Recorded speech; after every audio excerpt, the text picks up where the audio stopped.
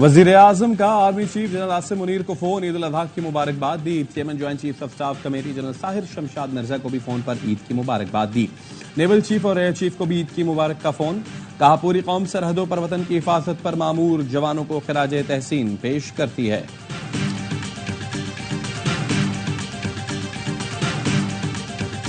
ने खुद कटाई करके गोश्त को बहुत मेहनत से काट के अब बच्चों के लिए बारबेक्यू बना रहे हैं। बहुत मजा आ रहा है। हमने यहाँ पर बारबेक्यू का प्रोग्राम सेट किया और कल हम जाएंगे खैला। दिन में जानवर कुर्बान, शाम में भाप उड़ाते पकवान। दिन भर गोश्त बनाने के बाद अब मुख्तलिफ तरीकों से पकाने की बारी। कलेजी तो गोश्त बनाते बनाते चट हो गई। खवातीन मजे मजे के खाने बनाने में मसरूफ। किचन से उठती कौरमे बिरयानी की खुशबू ने भूख चमका दी। खातिर तवाज़ु के लिए सज गए दस्तरखान। दूसरे दिन कुर्बानी के करने वाले आज बने हैं मेहमान, कल बनेंगे मेजबान। बारबेक्यू की महफिलें भी सजना शुरू हो गईं। बाजारों में गोश्त आपका जायका हमारा है कि दुकानें भी सज गईं। रोस्टेड रान और दीगर पकवान बनाए जा रहे हैं।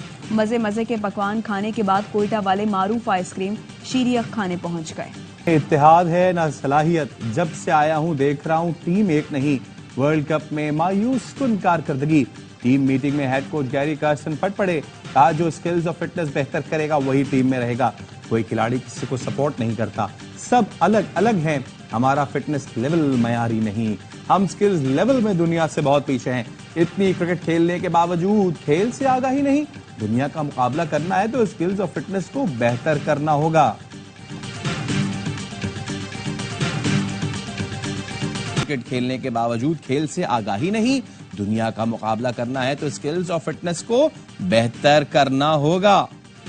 मुल्क भर में ईद उल अजहा मजहबी जोश और जज्बे से मनाई जा रही है। शहर शहर नमाज ईद के रूह परवर इज्तिमा, नमाज के बाद सुन्नत इब्राहिमी की अदाई। ईद के पहले दिन लाखों जानवर अल्लाह की राह में कुर्बान किए गए। इनफरादी कुर्बानी के साथ इज्तिमाई कुर्बानी, एक ही जगह सैकड़ों जानवरों की कुर्बानी की गई। ईद के तीनों दिन सुन्नत इब्राहिमी की अदाई जारी रहेगी। ARY नेटवर्क की तरफ से अहले वतन को ईद उल अजहा मुबारक।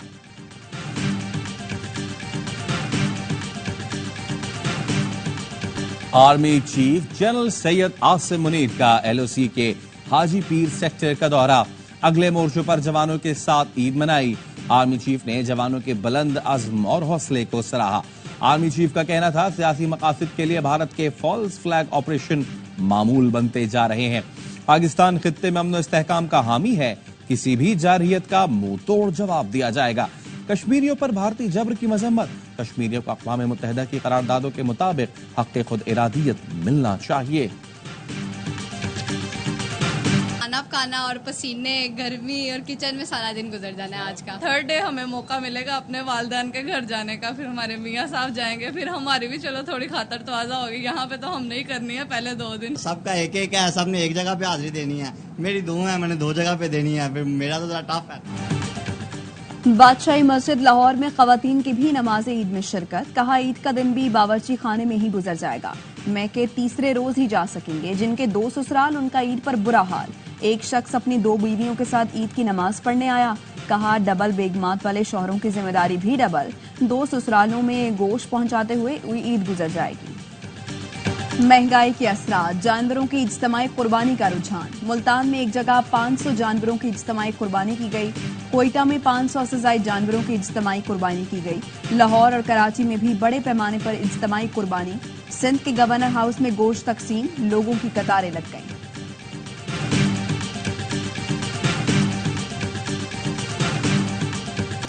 गुसीले जानवर को पकड़ना इंतहाई मुश्किल। सादिकाबाद में कुर्बानी के लिए लाया गया भैंसा ऐसा बिफरा कि काबू से बाहर हो गया। मौसमी कसाई तगड़े जानवर के सामने बेबस नजर आए। जानवर कसाईयों के पीछे लग गया। सबने जान बचाकर दौड़ लगा दी। काफी भाग दौड़ के बाद बिलाकर भैंसा काबू आया। ने पता क्या किया, ये है ना किताब, ये खोल दी इस तरह। उसने जो सबसे बड़ा काम करा है ना, assistant coach, senior manager, junior manager सबको एक्सपोज कर दिया। ये बात बोल हेड कोच गैरी क्रिस्टन ने किताब खोलकर सामने रख दी। साबिक टेस्ट क्रिकेटर कामरान अकमल और बासित अली की वर्ल्ड कप ट्रांसमिशन में गुफ्तगू। बासित अली ने कहा, हेड कोच ने सबको एक्सपोज कर दिया। कामरान अकमल बोले, अगर लड़के टीम के लिए नहीं खेल रहे तो उस पर इंक्वायरी होनी चाहिए। कप्तानी वापस देना PCB का फैसला था, फिलहाल छोड़ने का नहीं सोचा। कप्तान बाबर आजम की प्रेस कॉन्फ्रेंस, कहा सिर्फ मेरी वजह से नहीं हारे, हर खिलाड़ी की जगह जाकर नहीं खेल सकता, बतौर टीम वर्ल्ड कप में अच्छा नहीं खेल सके, चेयरमैन से मुलाकात में अपनी राय दूंगा, वापस जाकर क़यादत छोड़ने का इरादा हुआ तो सरेआम ऐलान करूंगा।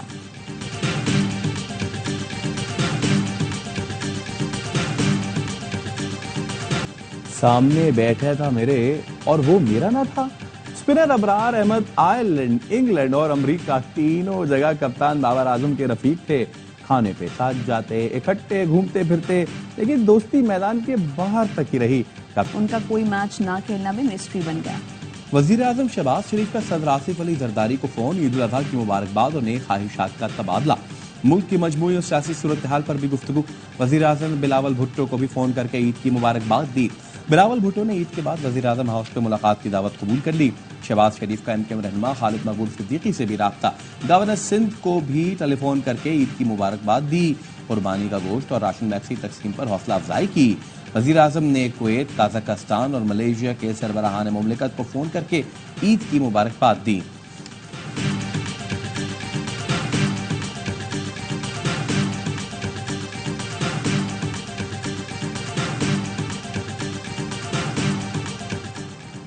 ईद कुर्बान पर पंजाब को साफ रखने का मिशन, बरवक्त आलाइशें उठाने के बाद सड़कों को धोकर चमकाया गया। मरियम नवाज की लाहौर वेस्ट मैनेजमेंट को शाबाश, कहा शदीद गर्मी में आलाइशें ठिकाने लगाने पर कंपनी और अमले का जज्बा काबिल तारीफ है। जहां शिकायत मिली फौरी कार्रवाई होगी, गफलत और कोताही बर्दाश्त नहीं होगी। फर्ज पूरा ना करने वाले सजा के लिए तैयार रहें।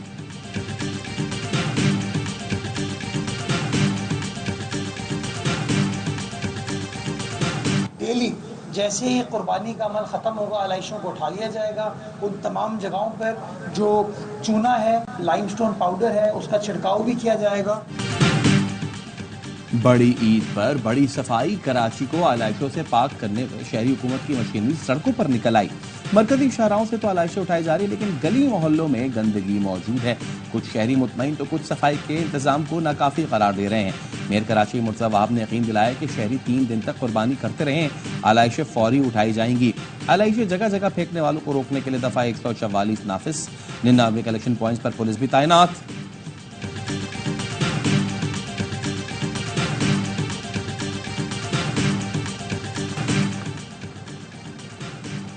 मुज़ाकरात जारी हैं, उम्मीद है JUI हमारे साथ आएगी। वज़ीर आज़म सिर्फ मौलाना फजलुर रहमान की तीमारदारी के लिए गए थे। चेयरमैन PTI बैरिस्टर गौहर कहते हैं सियासी हालात मुल्क, मईशत और आवाम के लिए खतरनाक हैं। बानी PTI 11 माह से नाकर्दा गुनाहों की सजा काट रहे हैं। पार्टी के लोगों पे इल्जामात, ट्रॉलिंग जो ये करवा रहे हैं, इससे कोई फायदा नहीं होगा। अपना हक लेना भी हम जानते हैं। ये पख्तूनख्वा के साथ एक सलूक कर रहे हैं, अपने हक की हम जंग लड़ रहे हैं, उसके लिए हम लड़ते रहेंगे। ये झूठा फ्रॉड बजट, जैसे ये खुद झूठे हैं, फ्रॉडी हैं। क्योंकि बजट पहले पास किया था 25% तनख्वाह जो बढ़ी है, इंशाल्लाह यहाँ पर भी बढ़ेगी।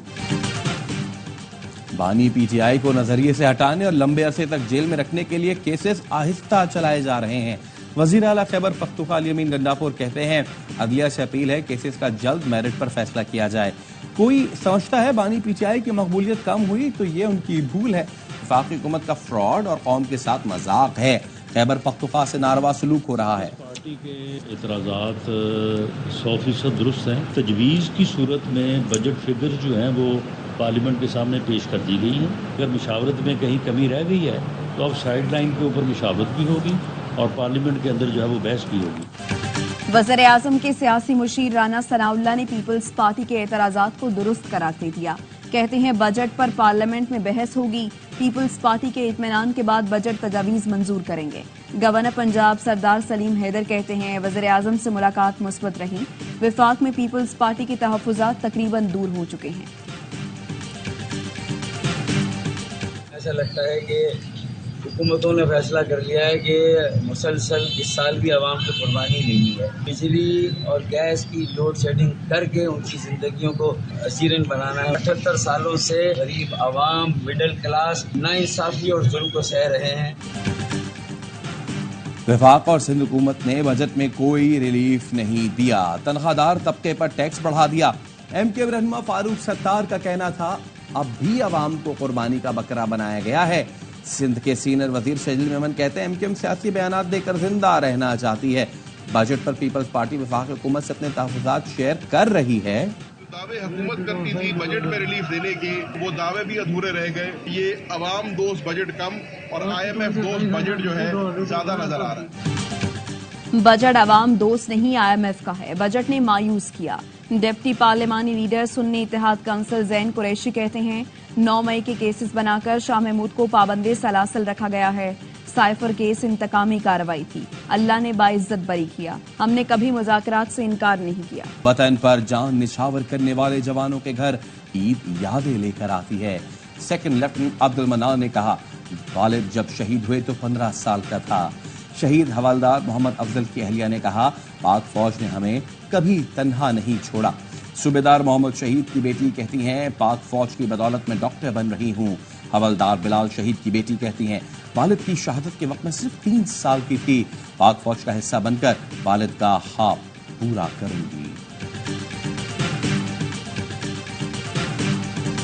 ईद कुर्बान पर खुशी के लम्हे भी वतन पर कुर्बान। सरहदों के मुहाफिज ईद का दिन भी अपने प्यारों से दूर मना रहे हैं। पोस्ट की मस्जिद में ईद की नमाज पढ़ते हैं, कुर्बानी भी वहीं होती है। जवान अपने कमांडिंग ऑफिसर और दीगर अफसरान के साथ मिलकर ईद की खुशियां बांटते हैं। जवान कहते हैं, मुल्क की सलामती की खातिर एक नहीं सैकड़ों ईदें भी कुर्बान हो जाएं तो कोई गम नहीं। सिंध रेंजर्स के जवान भी सरहद पर ईद गुजार रहे हैं। नंगर पार्क में वतन अजीज के बहादुर बेटे घर वालों से दूर कौम की हिफाजत के लिए मुस्तैद हैं। मुस्कुराती भी अच्छी लगती हैं, आप मुस्कुराते रहा करें। किसी की गाय किसी का ऊँट छूट नहीं काटा। मैं भी शहद की गाय काटने गया हूँ, मैं भी इससे ज्यादा तैयार हुई भी देखो। मुश्किल इंटरव्यू किसका था? शाहिद कपूर का। And why was that? क्योंकि मेरा क्रश थे।